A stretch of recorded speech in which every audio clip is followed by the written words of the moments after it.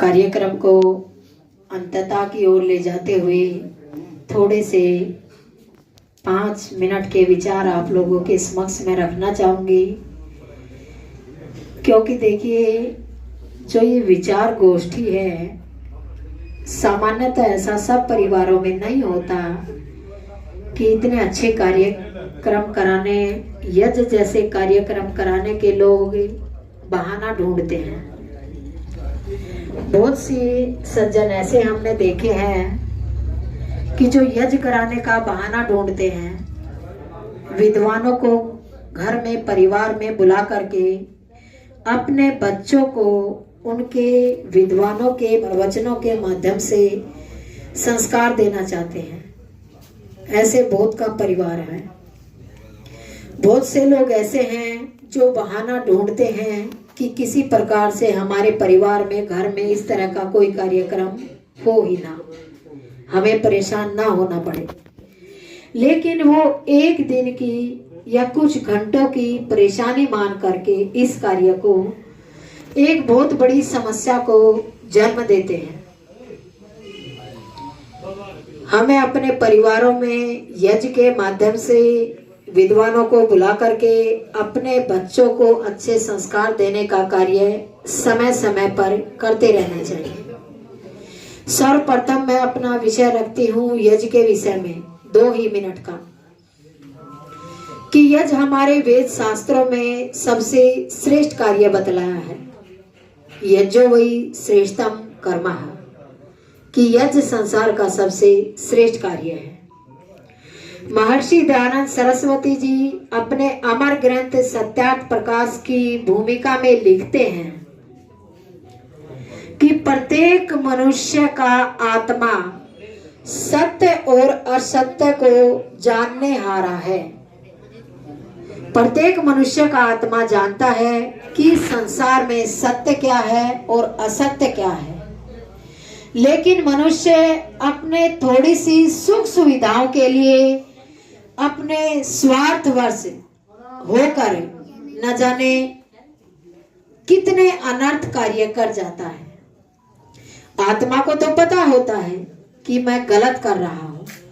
आत्मा से जरूर आवाज आती है किसी कार्य को करने से पहले, लेकिन व्यक्ति अपनी स्वार्थ पूर्ति के लिए उसे दबा जाता है। ऋषि जी बतलाते हैं कि जिस कार्य को करने में हमें भय हो, लज्जा हो, शंका हो, 3 कारण बतलाए हैं। भय, लज्जा और शंका, ये 3 बातें हमारे मन में आती हैं किसी कार्य को करने से पहले, तो स्वाभाविक वो कार्य गलत है, हमें उसे नहीं करना चाहिए, छोड़ देना चाहिए।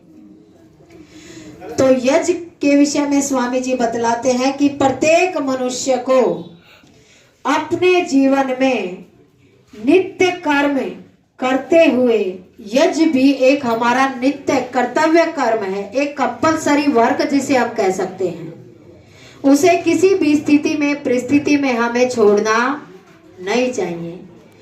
प्रत्येक मनुष्य के लिए ऋषि जी ने बहुत ही सुंदर व्यवस्था बतलाई है कि 16 आहुतियों का यज्ञ तो हमें प्रतिदिन करना चाहिए। जो अपने शरीर के माध्यम से गंदगी के द्वारा इस पर्यावरण को दूषित करने का हम कार्य करते हैं, उसके शुद्धि निवारण के लिए 16 आहुतियों का यज्ञ हमें प्रतिदिन करना चाहिए।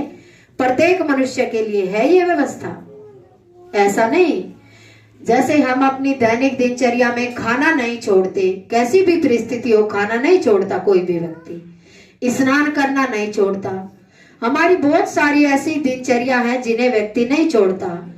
उन्हीं में इस प्लस करके ये यज्ञ भी हमारे लिए एक अनिवार्य कंपल्सरी कार्य जिसे हम कह देते हैं वो है। किसी भी स्थिति में हमें यज्ञ को नहीं छोड़ना चाहिए।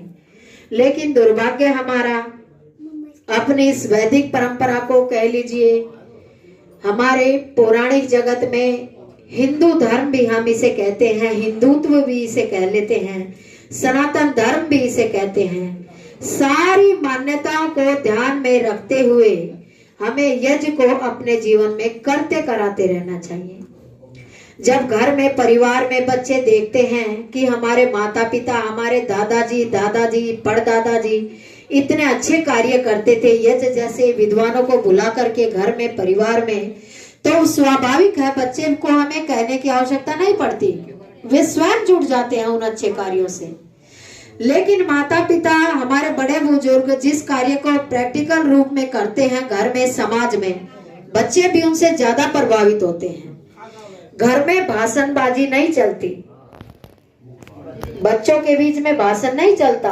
हम सुबह से शाम तक कहते रहते हैं ये अच्छा कार्य है, ऐसे करो, ये बुरा कार्य है, इसे छोड़ दो। घर में परिवार में आचरण चलता है, जैसा आचरण है, जैसा व्यवहार बड़ों का देखते हैं बच्चे, उसी को बच्चे करेंगे।